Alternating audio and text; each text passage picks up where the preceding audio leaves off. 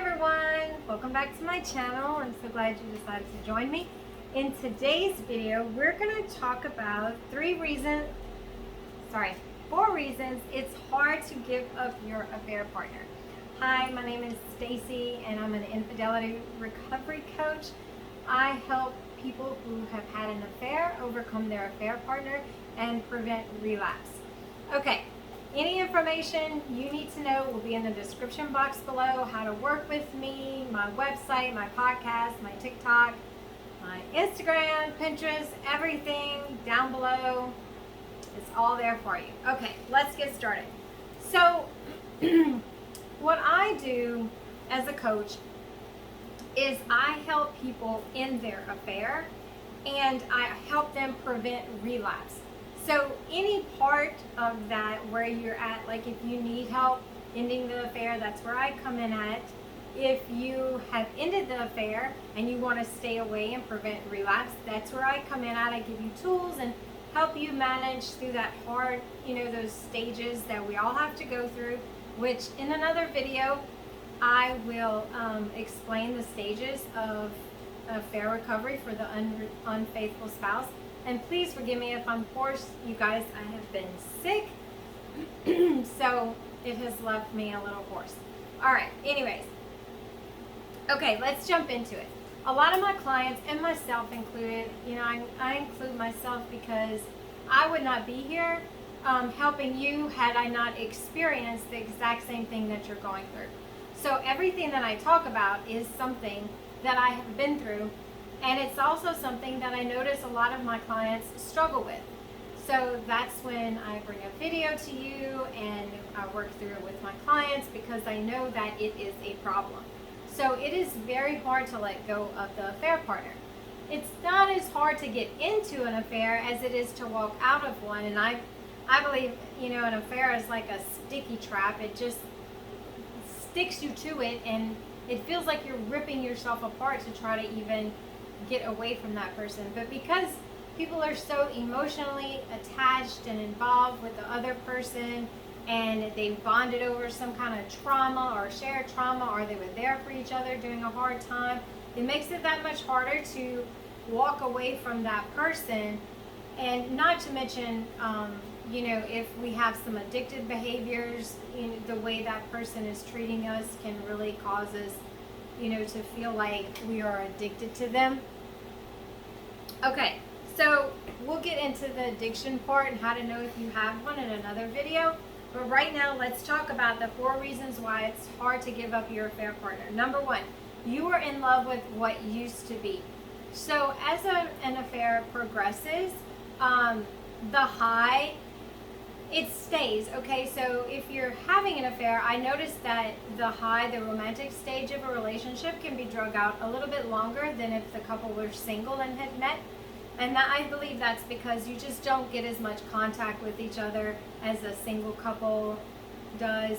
It's just, you have so much secrecy and lies and deception, and it just fuels the excitement of the affair.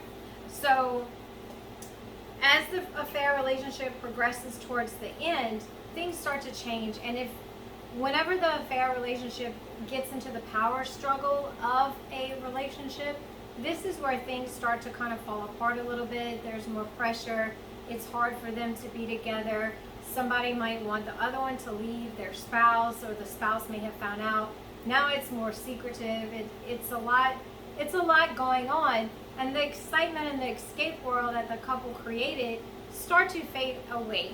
And you start to feel like things are not what they used to be, or the person you're having an affair with is not who they were when you first started having an affair with. Things are changing.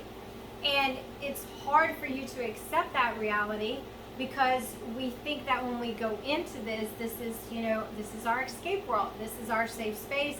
And it's going to stay like that forever. Unfortunately, it doesn't. But the idea of it, how it was in the beginning, can cause us to hang on longer than we should because we liked what was going on. We don't want to leave that world because now we have to face our real lives. We have to learn healthy coping skills. We have to learn, problem management. We have to learn how to self-soothe in a healthy way. There's things that we have to learn to survive in healthy ways without choosing unhealthy behaviors to help us cope when times are not, the best, when our marriage is not 100% or whatever it is.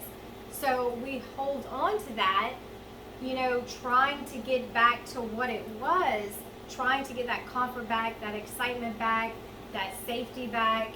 And we just think, because we think that it's going to last forever, we think we can always recreate that. So that keeps us holding on, because it keeps us searching for what once was. Meaning, oh, well, my affair partner's acting this way right now, but he'll be back to normal soon. Or, he's just going through something hard and it'll pick back up. Or, we had an argument and it'll pick back up. So we just keep looking and we keep hanging on to that. Which goes into number 2, is the hope in what could be. Now, we hope that when we go through a bad time, that somehow it will get better. And we hope that in the future, they're eventually going to get with us. And all of this is false hope. All of it is bad hope, which, hope is very powerful, but when you use it in the wrong way, it can be very bad and very devastating. And because God does not put two people together that are married, then we shouldn't use hope to say, okay, well, I hope one day we're going to get together. Now, of course, I'm saying we shouldn't use that, but we do use that, and that's a form of deception that comes with having an affair. There are many attributes that come with having an affair that we do not see going into it, but this is one of them. It's the deception that life with this person will be happily ever after. And we will hold on to that hope, and we'll hold on to the dream, the fantasy, that one day we'll be together, one day things will get better, and it never does, but it keeps us stuck. It just keeps us stuck, holding on to that person, not willing to let go, not willing to move forward, and that's just not a good place for us to be, because we don't want to hold on to our affair partner forever. We don't want to hold on to that hope. That relationship is built on destruction. It's built on lies. Anything that God creates has a lasting foundation, or it can have one. But anything that the enemy sends to us, which this is definitely sent from the pit of hell because of the destruction I've seen, because of the pain I've seen and experienced, I totally believe that this was not from God. It's not going to last. There's destruction at the end. So we have to begin to let go of that hope. And that's one of the things that I help my clients with, is learning how to let go and that stuff. So, number 3. You might not be able to let go because you have the affair partner on a pedestal. And we do this when we fall in love with someone. We put them on a pedestal. We see them as a human. We see them as a superhero instead of a human being. And we don't look at the red flags. We don't look at the problems that the relationship could face. We don't look at the deception. We don't look at any of that. We just see them as our savior and our rescuer. And that's a problem, because that's not who they are. They're another human being. They're another person that's in pain and trying to escape their reality, just like you are. Okay, so the last part is we are living in the denial stage of grief. So whenever you end your affair, you're going to go through the stages of grief, and I don't care what anybody tells you. You will grieve this person, and you should grieve them so you can move on effectively. But when we get to the denial stage, that part of grief, we are living in denial that the affair is over. We're living in the fact that they're not coming back, or there will never be a future with them. But because this type of grief does not involve an actual death, we know that they're still there. We know they're still alive, and we could reach out to them, or they could reach out to us at any time, and usually they do, or we do. And that just keeps us living in that part that, okay, I'm denying the fact that this relationship's coming to an end. I'm denying the fact that he's never going to leave his wife, or I'm never going to leave my husband.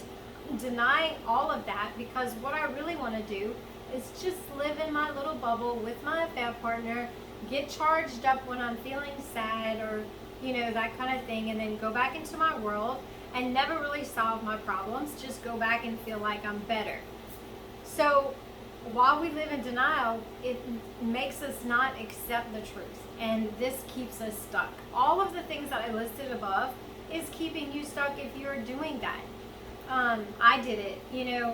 I stayed in the denial stage for a long time, but I also stayed in the fantasy world of a long time and hope a long time. I hope I'll see him one day, or I hope I'll have a conversation with him, or maybe one day when we're older we might get together. Who knows? You don't know what life holds.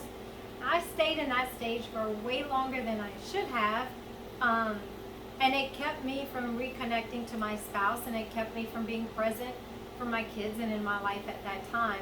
And that is really not the place that God wants you to be. He really wants you to be healed. He really wants you to move past this and go on with your life with a better life. So I hope you found this video helpful. If you are in any, if you find yourself in any of these categories and you would like help, set up an appointment with me and we'll talk about how to get you out of this. The most important thing to know is it's time to move on from your affair partner. It's time to move on from your affair, because it's a dead-end street. But it's a dead-end street that ends in destruction. It's not just, turn around. It's like, okay, there's pain. And once you're in an affair, there's no real way to escape the pain, but I can help you manage it and get through it. We cannot escape it. It's just a consequence of having an affair. But okay, so that's my video for today. I hope you guys found this helpful. If you have any questions, please leave them down below, and I'll see you in the next one. Bye.